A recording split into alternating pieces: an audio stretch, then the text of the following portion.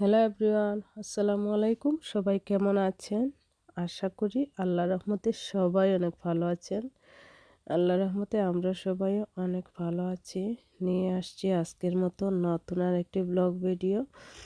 যারা চ্যানেলে নতুন, চ্যানেলটাকে সাবস্ক্রাইব করে দেবেন আর লাইক কমেন্ট করতে অবশ্যই ভুলবেন না। আর অলরেডি যারা সাবস্ক্রাইব করে ফেলেছেন, মন থেকে প্রাণ থেকে আপনাদের জন্য অসংখ্য দোয়া ও ভালোবাসা রইল। তো আজকে হচ্ছে সকালে নাস্তাটুকু তৈরি করছি আর আপনাদের সাথে কথা বলছি। সারাদিন ঘুরবো, শপিং করবো আর আপনাদের সাথে অনেক কথা শেয়ার করব। আসলে সমাজে কেন যে ডিভোর্সি নারীদের নিয়ে এত আলোচনা, এত সমালোচনা, এত কথাবার্তা, আমি কিছুই বুঝতে পারি না। আমি একজন ডিভোর্সি নারী। তো আমার হচ্ছে ডিভোর্স হয়ে গেছে। তো যখন আমার ডিভোর্স হয়নি তখন কিন্তু আমাকে নিয়ে কারো মাথা ব্যথা ছিল না। তখন কিন্তু আমাকে নিয়ে কারো সমস্যা ছিল না। যখনই আমার ডিভোর্সটা হয়ে গেল তখনই শুরু হয়ে গেল সকলের পেটে ব্যথা, মাথায় ব্যথা। কেন এরকম হলো? কেন সংসার করতে পারি নাই? কী কারণে? কী হয়েছে?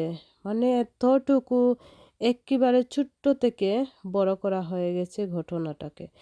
কিন্তু সমাজের মানুষগুলা এত খারাপ যে যখন আমার সুন্দর একটা সংসার ছিল তখন হচ্ছে ক্ষুদ্র ক্ষুদ্র ক্ষুদ্র ক্ষুদ্র করে একটু এটা থেকে সেটা এটা থেকে সেটা বানিয়ে বানিয়ে বানিয়ে বানিয়ে একটা সংসারকে তিল তিল করে শেষ করে দেওয়া হয়েছে। শেষ পর্যন্ত ডিভোর্স পর্যন্ত নিয়ে নেওয়া হয়েছে। তো এতটুকু হচ্ছে সমাজ সহ্য করতে পারছে না। এখন যখন ডিভোর্স হয়ে গেছে তখন হচ্ছে গিয়ে হাসি ঠাট্টা শুরু হয়ে গেছে। ওই নারী ভালো না, ওই নারী এরকম সেরকম। কেন বাবা? আমি যখন না খেয়ে থেকেছি তখন তো কেউ আমাকে খাবার দাওনি। আমি যখন হচ্ছে একটা ফ্যামিলিতে অত্যাচারিত হয়েছি তখন তো কেউ আমাকে রক্ষা করোনি। আমি যখন একটি পরিবারে আ সকলের অত্যাচার সহ্য করতে হয়েছে, যখন দিনের পর দিন, রাতের পর রাত শুধু কাজ আর কাজ, খেতে পাইনি, ঘুমোতে পারিনি, তখন তো কেউ আমাকে সাহায্য করোনি। কেউ আমাকে এসে জিজ্ঞেসও করোনি আমি কোন অবস্থায় আছি, কীরকম কী করছি, কীরকম খাচ্ছি, কীরকম ঘুমাচ্ছি, তখন তো কারো দেখা পাইনি। তো এইরকমই হচ্ছে সমাজের অবস্থা।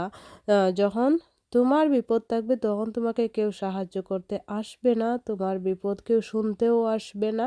আর তুমি যদি সেটা বলো তখন কেউ কান পেতে শুনতেও যাবে না। আর হচ্ছে মানুষের খারাপ দিকটা যেরকম সেটা হচ্ছে যখন ডিভোর্স হয়ে গেল তখন সবাই খুশিতে লাফালাফি করলো। আর হচ্ছে সকল দোষ হচ্ছে ওই নারীর গায়েই চাপিয়ে দিল। তো সবাই যে এরকম আচরণ করছে বোঝা যাচ্ছে যেন ওই ডিভোর্সি নারীর সমাজে কোনো স্থান নেই, ওর থাকার জায়গা নাই। আসলে মানুষ মানে কি ভাবতে যে কি ভাবে এটাই হচ্ছে বড় জিনিস।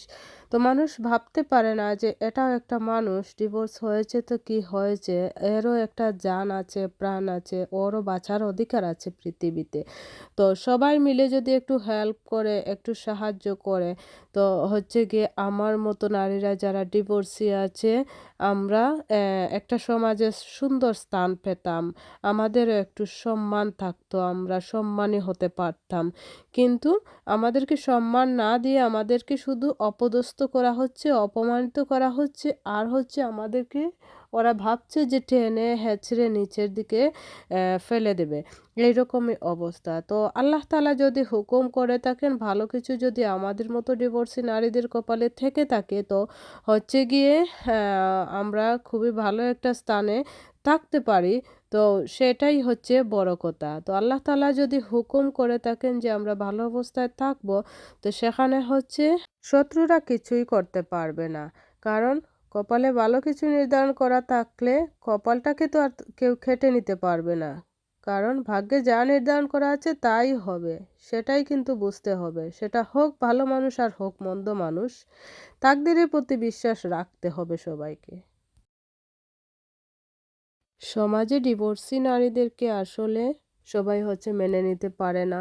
সবাই সুন্দরভাবে দেখে না, সুন্দর চোখে দেখে না। আর হচ্ছে দুটো একটা বাচ্চা যদি হয়ে যায় তাহলে তো আরো হয়েছে। তাহলে মনে করেন লাইফটা একেবারে বরবাদ হয়ে গেল। কারণ সমাজ ডিভোর্সি মাকেই মেনে নিতে পারে না, আর হচ্ছে বাচ্চাদের কি করে মেনে নেবে? তো বাচ্চাদের নিয়ে অনেকটা সমস্যা হয়ে যায়। আসলে আল্লাহ তাআলার রহমত যেগুলা, ওইগুলা নিয়েও টানাটানি করে সমাজ।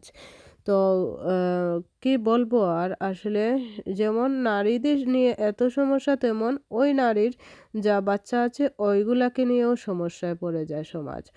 এত মাথা ব্যাথা মানুষের, যে এত বাদ অবস্থানে গিয়ে দাঁড়ায় মানুষ, আসলে কি বলবো? তবে সমাজের সকল মানুষ কিন্তু খারাপ না।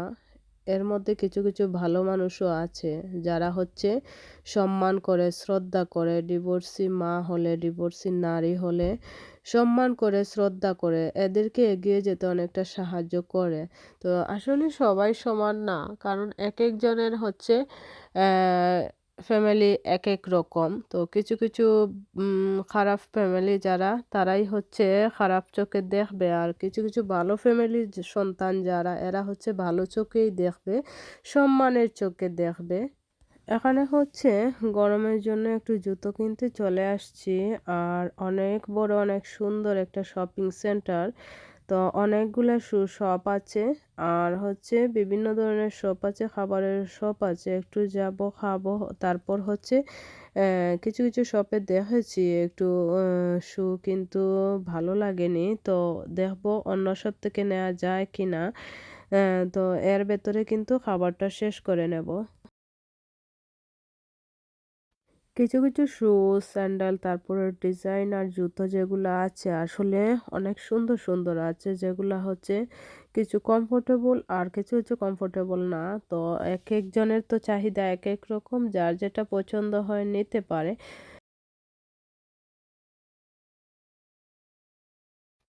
আমি হচ্ছে আবার হাই হিলের মধ্যে জুতো নেব না। কারণ হাই হিলের মধ্যে জুতো নিলে আমি পরতে পারবো না। আর আমি কিন্তু তেমন একটা হাই হিলের মধ্যে জুতো পরি না। তো এজন্য ওগুলা নিতে চাচ্ছি না। তো একটু সুন্দর, অল্প একটু কাজ করা হলেও চলবে। হাই হিল ছাড়াই কিন্তু নিতে হবে আমাকে। তো এখন আমি আসছি জেডিতে। জেডি থেকে হচ্ছে দেখা যাক কি জুতো আছে। তো এখান থেকেই ভাবছি নিয়ে নেব। আর হচ্ছে আমার জুতো কেনা হয়ে গেছে। তো এখান থেকে চাচ্ছি অন্য ধরনের জুতো যদি কিছু পাওয়া যায় তো সেটাই নিয়ে যাব।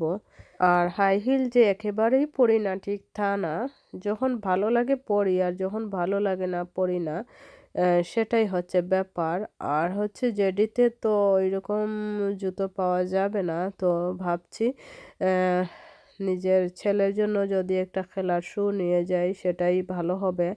তো ও হচ্ছে বলে দিয়েছিল যে খেলা করার জন্য একটা শু নিয়ে নিতে। তো আমি সেটাই হচ্ছে নিয়ে নেব। আসলে তো সকলের মন রক্ষা করতে হয়। যখন মায়ের জুতোটা দেখবে তখন ও ভাববে যে ওর জন্য কেন নেয়নি। ও তো অলরেডি বলেই দিয়েছে যে ওর জন্য নিতে হবে। তো তাই ওর জন্যও নিয়েছি, আমার জন্যও নিয়েছি। আর হচ্ছে এখন একটু ঘুরবো, দেখবো। অনেক বড় শপিং সেন্টার। তো আসলে ঘুরতে, ঘুরতে এক মাথা থেকে অন্য মাথায় যাওয়া যায় না। এরকম বড়, বিরাট বড় শপিং সেন্টার। শু, তারপর খাবারের শপ, তারপর হচ্ছে টয় শপ, তারপর কাপড়ের শপ, সবকিছুই এক জায়গাতেই। তারপর হচ্ছে সেন্সবারি, টেস্কো ওইগুলাও আছে। তারপর হচ্ছে এই যে ঘর সাজানোর জন্য বিভিন্ন ধরনের জিনিসপত্র। আসলে কিচ্ছুর অভাব নেই, যেন এক জায়গা থেকেই সবকিছু শপিং করা যায় এরকম। সকালবেলা আমার পরিচিত একজন আমাকে কল করে।